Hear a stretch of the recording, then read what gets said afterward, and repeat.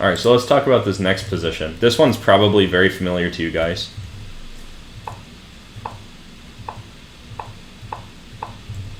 Anyone recognize this position?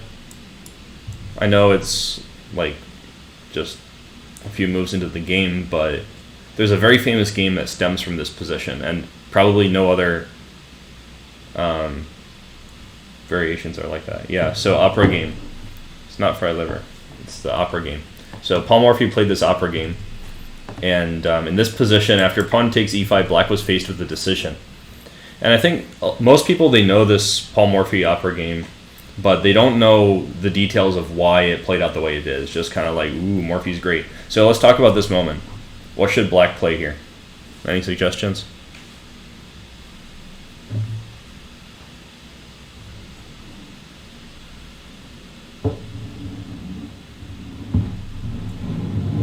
Chess Engine user says Morphy will be 2200. I don't completely agree. There's a fairly reliable, I don't think I should say reliable because it's not testable, but there's a reputable chess metrics site which assessed the potential levels of historical players in modern terms. So it's hard to say actually how good Morphy was in modern context. Okay, so Obama 81 Change said bishop takes f3 is his first idea.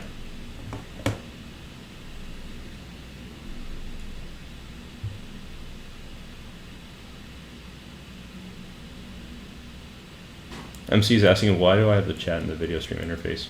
Well, no reason not to. So in this position, bishop takes f3 was played in the game. That's true. But bishop takes f3 is actually not a desirable exchange. This is kind of like what we were talking about earlier with exchanging the bishop pair too early and how that could be not beneficial. But in the last example, when we took on c6, they had to capture with a pawn. It's different. Here they can capture with the queen. And this results in a more serious imbalance. But can anyone tell, why can they not just take the pawn on e5? What's the deal? If they shouldn't really usually take on f3, why not just take the pawn on e5? Alright, so queen exchange, and then what? So it'll be pawn takes e5, queen takes d8, king takes d8, then what? Knight e5, good. So because of this tactical moment, the strategic idea of what pieces we'd like to exchange and what pieces we would not like to exchange is kind of overshadowed by the capture of the pawn on e5. So the capture of the knight on f3 is actually forced for tactical reasons because the pin is going to disappear if they play d takes e5, and there's no other reasonable move. For example, playing for the initiative like this just doesn't really make a lot of sense. White's position is still very good. So that's why it was bishop takes f3, and after queen takes f3, pawn takes e5 is pretty much forced. Okay, so after bishop e6, what's wrong for black? Let's take a look at that actually for a second. So the problem with bishop e6 after pawn takes e5 is just that you're going to be down material and you don't have any play for the pawn that you lost. Like, you're getting, if we just look at how many useful moves have been played, it looks like only 2 useful moves are played to each side, but white is up a pawn. After knight e5. Oh, you can play bishop e6 there, but you're just down a pawn, so it's not good. You're cruising towards a queenless endgame with a pawn less. It's not really good even if you survive. Okay, so they had to take, and now we can see one of the possible imbalances for an exchange. If we take on f3 and the queen comes out, the trade is actually giving your opponent an extra move. This is a common feature of exchanges. Sometimes exchanges can lead to one side taking the initiative. This is why we don't just trade blindly from the beginning of the game. We can't just trade, get an equal position, and offer a draw handshake. Because every trade ends with your opponent's piece on the square where you did the trade.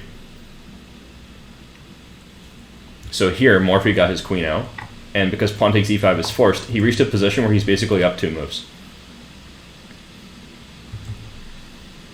And after knight f6, which is the most sensible way of blocking the mate threat on f7, Morphy ended up going on a tear. with queen b3. And you guys can always look up the rest of this game. It's pretty nice, and I think everyone should know this game.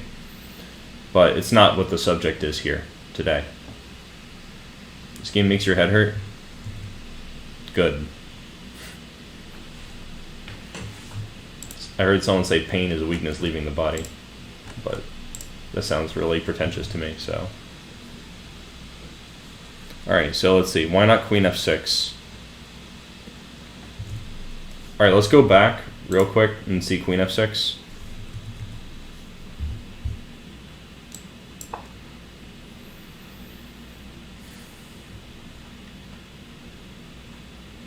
Queen f6 is maybe a reasonable move, but I would be kind of concerned after queen b3. I think probably we have to play b6. The reason we can't play queen b6 is bishop takes f7 check. So probably b6 is forced. And after knight c3, definitely it seems like white has the initiative. We're threatening knight d5. So I wouldn't really consider this a very major attempt from black. But the critical moment has passed. The most important thing was actually this tension that arises after pawn takes e5. They have to make an unfavorable trade in this position with bishop takes f3.